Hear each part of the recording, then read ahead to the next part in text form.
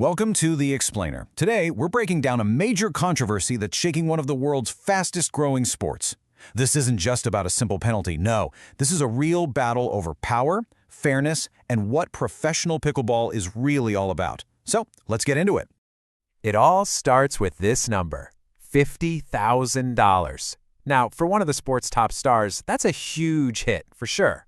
But think about the average pro player. A fine this big? That's not just a penalty. That could literally be a career ender. So yeah, this was way more than just a slap on the wrist. This fine drew a massive line in the sand, and it basically split the entire pickleball community right down the middle. And as soon as the news broke, social media it exploded. Was this necessary discipline to keep the sport professional, or was it a targeted power play against a player who dares to speak her mind? The reactions were immediate, they were loud, and to understand why, you gotta look at who's involved. To really get what's going on here, you need to understand the two sides at the very center of the storm. On one side, you've got a star player. On the other, the league itself. It is a classic showdown.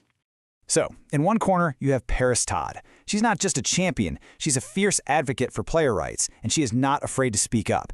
And in the other corner, we've got the United Professional Pickleball Association, or the UPPA. They're the new governing body that's trying to bring some official structure to what's been, let's face it, the Wild West of pro pickleball. Okay, so what exactly happened to trigger a fine this big? Well, the arguments from both sides are pretty complex, and they really get to the heart of this whole dispute. Let's take a look at what each side is claiming. According to the UPA, Parris Todd broke the rules in a few key ways. First, they say she played in tournaments that violated her contract. And second, they claim some of her public comments crossed a line and broke the league's code of conduct. The USPPDA's public defense is strikingly simple. For pickleball to be taken seriously as a professional sport, the rules have to be the rules for everyone. They're saying you just can't have one set of rules for the stars and another for everybody else. But Todd's team fired right back, arguing this has absolutely nothing to do with fairness. Their core claim is all about selective enforcement. They say other players have done the exact same thing, or even worse, and gotten a tiny slap on the wrist, if anything at all. They believe this isn't a fine, it's a gag order. And this brings up a super crucial point that applies to any sport, really. A rulebook is pretty much meaningless if the rules aren't applied consistently and fairly to everyone in every situation. And that's the central question in this whole controversy. And that's because this Parris Todd fine, well, it isn't just an isolated incident. It's actually a symptom of a much bigger problem facing the entire sport, a full-blown governance crisis. So what's causing this crisis? In a word, speed. Professional pickleball has just exploded. I mean, just look at the prize money. It went from under $1 million in 2019 to over $100 million this year. All that money poured in so fast, but the rules, the contracts, and the governing bodies needed to manage it all are still playing catch-up. And the result is, well, pure chaos. You've got multiple pro tours all competing for the same players, which leads to this tangled mess of conflicting contracts. There's no single authority that everyone agrees on, and big decisions, like this fine, often happen behind closed doors, which just fuels even more mistrust. This controversy has also forced everyone to ask a pretty uncomfortable but necessary question.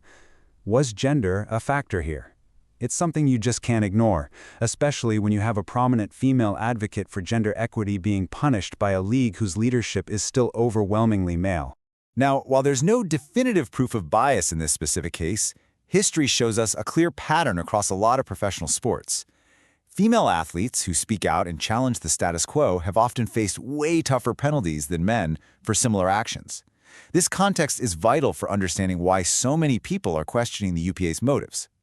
So where does the sport even go from here? Because, make no mistake, however this specific case gets resolved, it's going to set a powerful and lasting precedent for every single player in the game.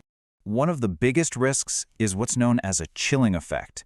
If this $50,000 fine stands without a serious challenge, it sends a very clear message to other players. Speaking out is expensive.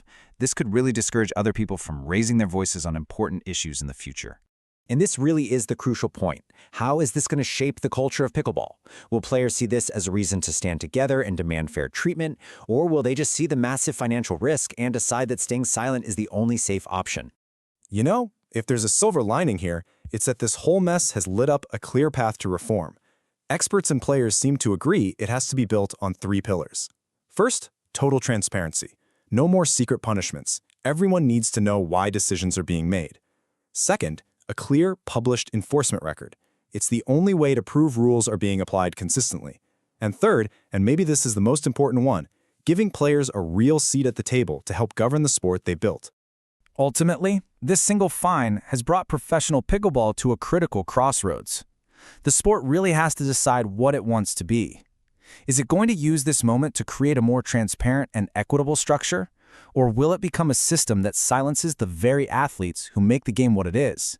The answer to that is going to define this sport for years to come.